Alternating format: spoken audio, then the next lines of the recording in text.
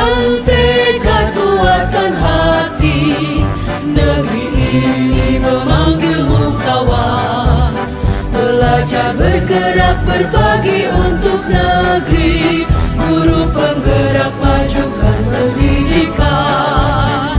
Guru penggerak menghamba pada murid, kreatif rancang pembelajaran.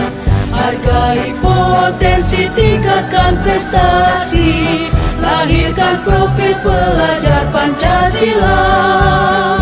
Belajar bergerak berbagi untuk negeri, kita menjalin kolaborasi. Assalamualaikum warahmatullahi wabarakatuh. Waalaikumsalam warahmatullahi wabarakatuh. Bagaimana kabarnya Bapak hari ini, Pak? Alhamdulillah sehat luar biasa. Ya. Jadi saya ada tugas dari guru penggerak, Pak, untuk wawancarai Bapak mengenai pengambilan keputusan, Pak. Mudah-mudahan Bapak ini bersedia untuk berbagi pengalamannya. Iya, insya mengenai Allah pengambilan ya, keputusan. sepengalaman saya berarti ya Pak. Betul. Pertama-tama saya ucapkan terima kasih atas waktunya dan juga kesempatannya. Mungkin nanti ada beberapa pertanyaan, mudah-mudahan Bapak berkenan untuk menjawab, Pak, ya. Iya, insya Allah siap. Untuk yang pertama, Pak, selama ini bagaimana Bapak dapat mengidentifikasi kasus-kasus yang merupakan dilema etika atau bujukan moral, Pak? Nah, kalau sebelum menjadi guru penggerak, pengambilan keputusan itu biasa saya belum pada saat itu belum tahu apa itu bujukan moral ya, apa itu dilema etika ya. Tapi dalam menghadapi kasus-kasusnya pernah gitu ya. Setelah saya tahu, oh ternyata kasus bukan permasalahan itu masuknya bujukan moral, permasalahan itu masuknya dilema etika.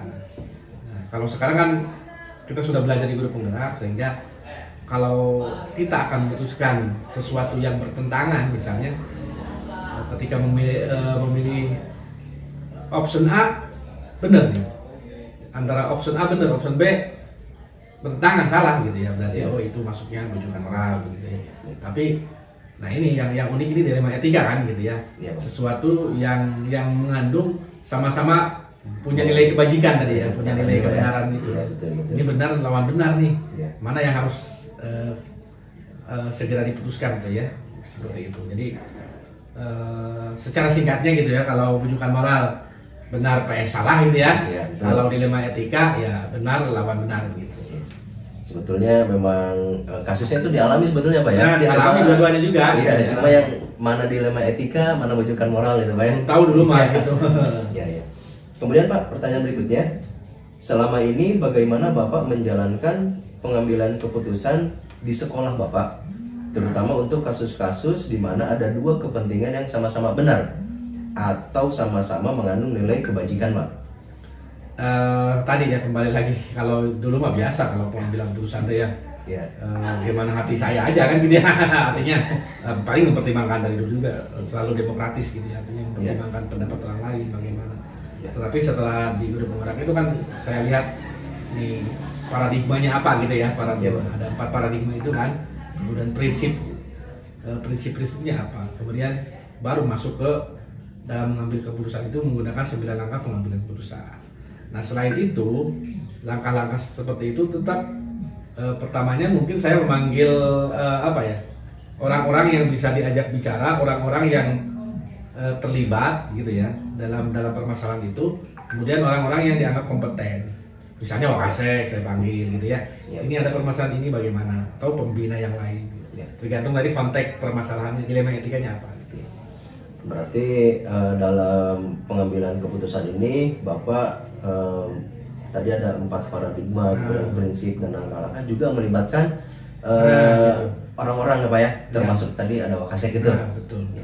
Nah, kemudian pertanyaan berikutnya, Pak, langkah-langkah atau prosedur seperti apa yang biasa Bapak lakukan selama ini, Pak, dalam pengambilan keputusan itu? Tadi ya, yang pertama lihat ya, identifikasi permasalahannya apa, tadi apa nilai-nilai pertentangannya apa, atau artinya dilematikanya tentang masalah apa. Kemudian saya baru menceritakan itu kepada sebelumnya ya, sebelum kita memanggil pihak-pihak yang terlibat. Tentu tadi saya berkoordinasi dengan para wakasek gitu ya, atau dengan manajemen sekolah yang bagian nanti yang akan terlibat dalam permasalahan itu. Kemudian tadi menggunakan 9 langkah pengambilan keputusan gitu ya, yang selama sebelumnya belum tahu gitu ya, tapi sekarang sudah tahu, oh ini prosedurnya. Kemudian kita bermusyawarah tentu, kan dipertimbangkan.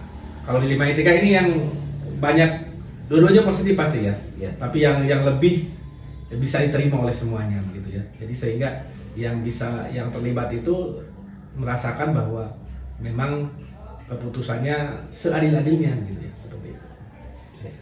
Baik, jadi dari langkah-langkahnya itu yang pertama ada identifikasi dulu Pak ya.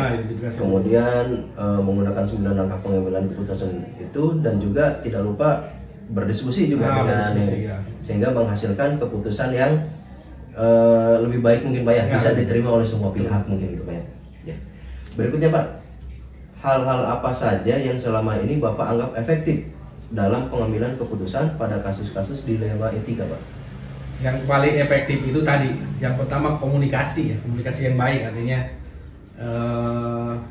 kita menganggap pihak-pihak yang terlibat itu memang orang-orang yang dua-duanya benar, misalnya dua pihak yang benar, jadi tidak dan perlu solusi.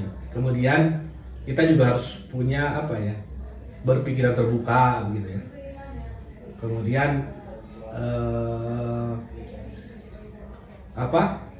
selain berpikiran terbuka, kita harus bisa menempatkan diri gitu ya, menempatkan diri sebagai orang yang terlibat dalam permasalahan itu gitu.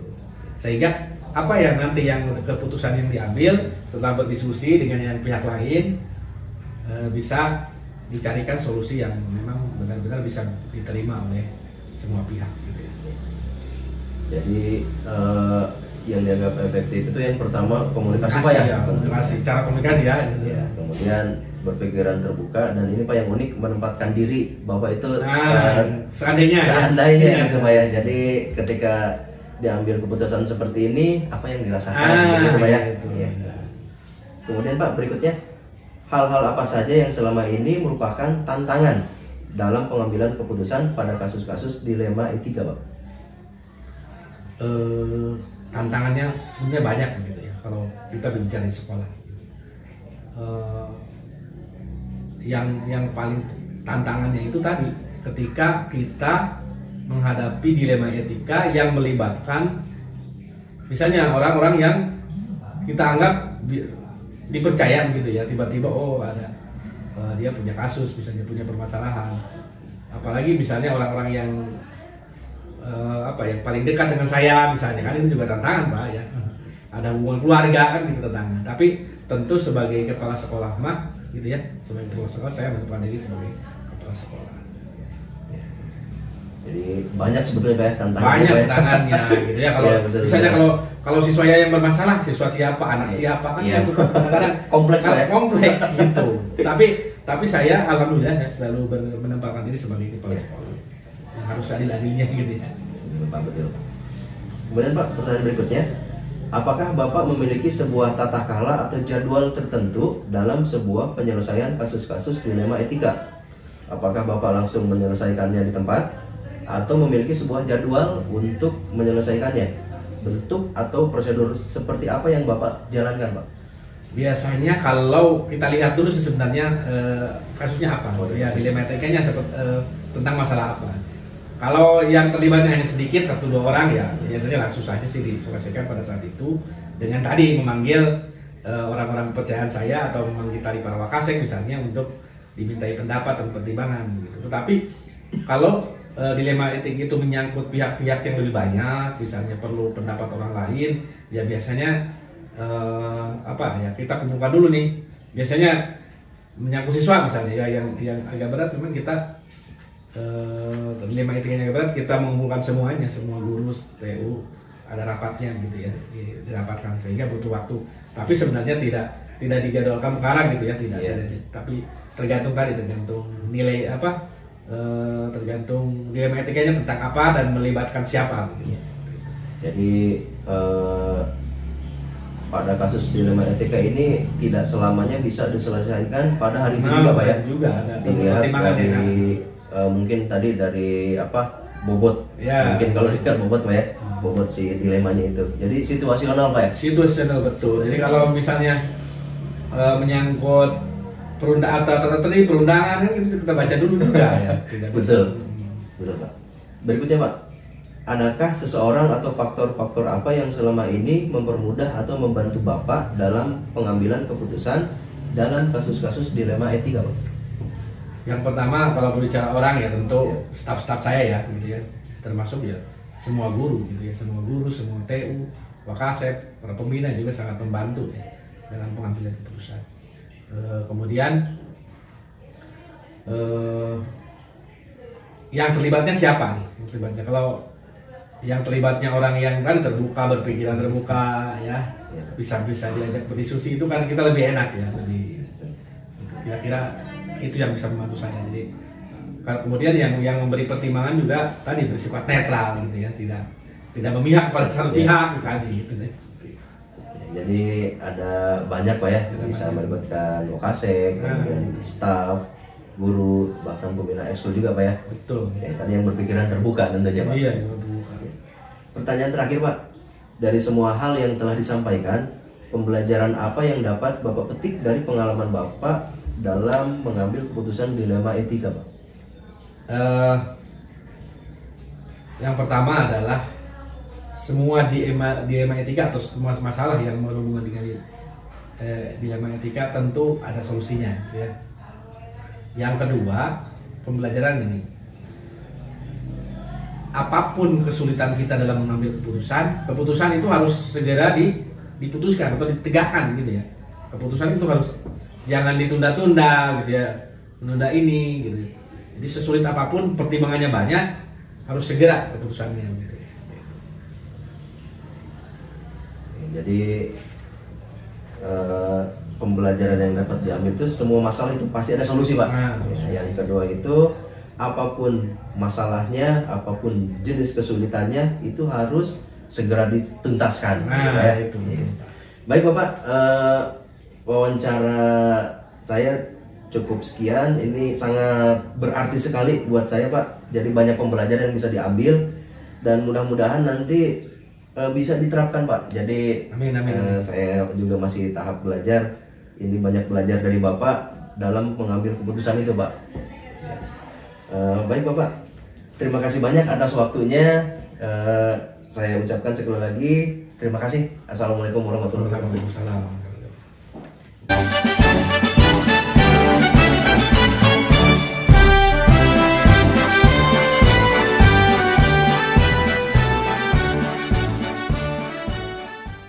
Baik, assalamualaikum warahmatullahi wabarakatuh. Hari ini saya ada di SMP 10 Cibubur, SMP 10 Cibubur yang berlokasi di Lebak Larang. Hari ini saya tidak sendiri. Ini saya bersama dengan Bapak Kepala Sekolah, Bapak Herdi. Assalamualaikum Herdi. Waalaikumsalam. Bagaimana kabarnya? Baik. Gimana Bu? Ada apa? Ya. Sesuai dengan yang saya informasikan sebelumnya Pak. Jadi hari ini mungkin Bapak bisa berbagi pengalamannya mengenai pengambilan keputusan. Siap. Yang nantinya ada beberapa pertanyaan yang mungkin diajukan. Mungkin Pak Herdi bisa berbagi pengalaman dan berkenan Pak ya. Iya, siap. Pertama-tama saya ucapkan terima kasih banyak atas waktu dan kesempatannya. Ya baik, Bapak untuk pertanyaan yang pertama, selama ini bagaimana Bapak dapat mengidentifikasi kasus-kasus yang merupakan dilema etika atau bujukan moral? Ya, jadi untuk mengidentifikasi hal tersebut, yang pertama tentunya melalui pendekatan. Ya, ada pendekatan direktif, ada non direktif gitu ya, kalau bahasa ininya yang biasa saya lakukan. Yang direktif ya kita bertanya langsung pada yang bersangkutan, yang ada misalnya hal-hal yang harus dipecahkan terkait kasus. Yang kedua non direktif. Nah, non direktif ini dengan bisa saya gunakan misalnya dengan observasi, pengamatan. Jadi secara tidak langsung, oh ini kira-kira masalah ini masuk kemana, sehingga nanti pemecahan masalahnya lebih mudah. Baik, jadi dari bagaimana Bapak mengidentifikasi itu ada dua Pak ya tadi, ada secara langsung dan tidak langsung, direct dan non-directive ya. Bapak, pertanyaan berikutnya, selama ini bagaimana Bapak menjalankan pengambilan keputusan di sekolah Bapak, terutama untuk kasus-kasus di mana ada dua kepentingan yang sama-sama benar atau sama-sama mengandung nilai kebajikan, Pak? Yang pertama, karena hal yang dilema itu kan pasti ada kepentingan masing-masing gitu ya. Jadi biasanya saya ambil keputusan tidak langsung secara sepihak. Jadi kalau ini ada di dua orang, maka saya panggil dua-duanya satu-satu, terpisah dulu tadinya. Jadi kalau langsung dipanggil bareng-bareng, nah itu tidak akan ketemu solusi. Nah, yang pertama saya lakukan adalah ambil satu dulu, diskusi maunya apa, ambil kemudian yang orang berikutnya gitu, yang memang dua-duanya sama baik begitu. Kemarin pernah kejadian ketika yang mau mengambil pegawai gitu, ya. Seorang yang kekeh gitu, seorang mendukung, tapi ya kita sebelah dulu diambil, baru setelah itu didapatkan, sehingga diputuskan secara bersama-sama. Baik, jadi kalau ada dua tadi Pak ya, jadi nggak langsung dua-duanya dipanggil, tapi satu-satu dulu Pak ya, kemudian nanti didiskusikan bersama yang mana yang lebih baik mungkin Pak ya, jalan tengah. Ya, jalan tengah. Kemudian Pak, pertanyaan ketiga, langkah-langkah atau prosedur seperti apa yang biasa Bapak lakukan selama ini, Pak? Untuk apa itu? Untuk pengambilan keputusan. Untuk pengambilan keputusan, Pak. Betul. Nah, yang pertama ya identifikasi prioritas kebutuhan. Prioritas kebutuhan mana yang paling penting gitu ya. Yang kedua, disampaikan, diskusikan bersama untuk yang terutama untuk kepentingan sekolah gitu. Jadi untuk kepentingan bersama yang paling utama itu. Kemudian yang ketiga, setelah itu melihat kembali ke lapangan mana yang paling kita butuhkan dari masukan-masukan yang ada dalam seluruh diskusi itu. Kemudian yang terakhir, kalau memang itu keputusannya ada di saya, betul saya ambil jalan yang memang itu sangat yang paling kecil. Yang paling kecil yang bisa menyebabkan konfliknya gitu. Artinya yang paling kecil kontra bukan tidak ada ya, pasti ada. Kalau yang paling kecil dampak negatifnya gitu. Baik Pak, jadi langkah-langkahnya itu ada yang pertama mengidentifikasi prioritas mana Pak ya, kemudian didiskusikan bersama, kemudian ditinjau ke lapangan Pak ya. Dan yang terakhir ini memang tidak terlepas dari pasti konflik Pak ya. Jadi dilihat yang paling sedikit konfliknya atau yang paling kecil sisi negatifnya mungkin Pak ya gitu ya. Baik. Yang keempat Pak, pertanyaan keempat, hal-hal apa saja yang selama ini Bapak anggap efektif dalam pengambilan keputusan pada kasus-kasus dilema etika Pak? Ya.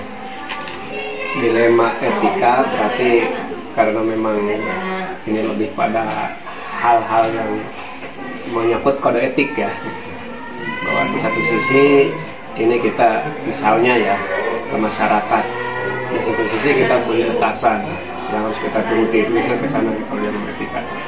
Jadi etik kita sebagai orang yang pentingan tentunya harus dijaga pula. Nah, untuk menghadapi hal seperti ini, misalnya saya tadi yang pertama lihat prioritas, yang kedua lihat dampak terkecil hal negatifnya, kemudian dan lebih banyak manfaatnya. Kemudian yang ketiga, tidak terlepas dari bagaimana kita mengambil sebuah keputusan itu dengan bijak. Karena ini kebijakan penting juga agar biasanya kita hilangkan ego kita. Ini kepentingan bersama. Baik, jadi hal-hal yang dianggap efektif itu yang pertama mencari prioritas Pak ya, mencari prioritas, kemudian dicari jalan tengahnya mengenai dampak terkecil yang bersifat negatif dan juga ya yang banyak bersifat positifnya gitu Pak ya. Dan yang terakhir ini mengambil keputusan secara bijak gitu Pak. Oke, baik. Pertanyaan berikutnya Pak, hal-hal apa saja yang selama ini merupakan tantangan dalam pengambilan keputusan pada kasus-kasus dilema etika Pak? Tantangannya Pak? Tantangannya ya, yang pertama bagaimana kita menjaga perasaan orang. Jadi bagaimana orang ketika ambil keputusan itu tidak tersinggung. Itu yang pertama. Kemudian yang kedua bagaimana keputusan tersebut juga tidak berdampak buruk bagi etika kita sebagai pimpinan. Dan yang paling sulit tentunya kita yaitu menghindari konflik, itu yang paling sulit karena yang namanya sebuah keputusan itu tidak akan memuaskan semua orang. Ibarat kita berbagi seekor ayam, mau ke bagian paha, betul, itu ke bagian bulu, itu ke bagian ceker, ya, nah itu ke bagian jeroan, seperti itulah yang menjadi tantangannya. Ya. Baik, jadi tantangannya itu menjaga perasaan Pak ya, orang lain, kemudian tidak berdampak buruk bagi kita sebagai nanti yang memberi keputusan itu Pak, kemudian menghindari konflik Pak ya. Dan berikutnya Pak, apakah Bapak memiliki sebuah tata kala atau jadwal tertentu dalam sebuah penyelesaian kasus dilema etika? Apakah Bapak langsung menyelesaikannya di tempat atau memiliki sebuah jadwal untuk menyelesaikannya? Bentuk atau prosedur apa yang Bapak jalankan? Ya, karena masalah dilema etika ini tidak bisa diselesaikan dengan singkat gitu ya. Tentunya kita punya punya tahapan-tahapan gitu. Yang pertama itu tadi kita tampung berbagai informasi dan masukan dari kedua masalah ini, dilema ini. Kemudian setelah itu memang kita punya jadwal, seminggu sekali ada namanya briefing gitu ya. Jadi kita punya acara untuk memberi masukan dan menerima masukan. Nah, seminggu sekali kita upacara di situ. Sehingga hal-hal yang memang itu perlu dipecahkan bersama. Dan kalau diambil keputusan kita cuma minta masukan saja saat rapat itu. Sehingga cara ini saya kira efektif. Ya, prosedur ini efektif, artinya untuk menghindari konflik yang tidak besar. Ya, jadi Bapak ada jadwal tertentu nih Pak ya. Jadi tadi setelah upacara bendera ada briefing dalam memberi dan menerima masukan Pak ya. Kemudian jika ada dilema kita juga nggak bisa langsung diselesaikan pada hari itu Pak ya, karena ini harus melalui prosedur Pak ya, tahapan-tahapannya gitu ya. Baik Pak, pertanyaan berikutnya, adakah seseorang atau faktor-faktor apa yang selama ini mempermudah atau membantu Bapak dalam pengambilan keputusan dalam kasus-kasus dilema etika Pak? Tentunya ada ya. Ada. Karena ketika menyampaikan sesuatu kita tidak mungkin diterima oleh semua orang. Jadi seperti ada wakasi kurikulum, kalau untuk urusan keuangan misalnya ada bendahara. Kemudian kalau urusan kesiswaan, saya juga biasa minta bantuan pemimpin untuk pihak sekitar kita di lingkungan. Jadi Bapak dalam pengambilan keputusan ini ada yang membantu Bapak, gitu Pak ya. Jadi ada dari Wakaseknya, kemudian juga Bapak mengikut sertakan komite Pak ya. Pertanyaan yang terakhir Pak, dari semua hal yang telah disampaikan, pembelajaran apa yang dapat Bapak petik dari pengalaman Bapak dalam mengambil keputusan di lima etika? Jadi tentu saja pengalaman itu guru yang paling berharga gitu ya. Sehingga ketika sudah mengambil keputusan kadang itu dipikirkan lagi, kira-kira ini bener gak gitu. Tapi ternyata ketika itu sudah diputuskan dan hasilnya baik, alhamdulillah, berarti jalan yang kita ambil itu bagus gitu. Jadi intinya kita berprinsip pada sebuah ini ya, ungkapan dari siapa itu, sahabat Rasul. Ketika kita mau melakukan sesuatu, lakukan. Kalau itu yakin, dan itu jangan ragu-ragu. Karena kalau ragu-ragu, kamu jadi. Gitu. Jalan saja dulu begitu. Jadi dari hal yang sudah dilakukan, tentunya ini menambah penguatan kebijakan kita dan menambah pengetahuan kita. Baik Bapak, wawancaranya mungkin cukup sekian Ya, dan terima kasih banyak ini Pak atas berbagi pengalamannya tentang pengambilan keputusan. Ini sangat bermanfaat sekali Pak buat saya nanti dalam pengambilan keputusan juga ini Pak ya. Sama-sama. Terima kasih sudah berkunjung ke sini. Semoga sukses. Amin. Menjadi GPK. Bapak, terima kasih. Sekali lagi. Assalamualaikum.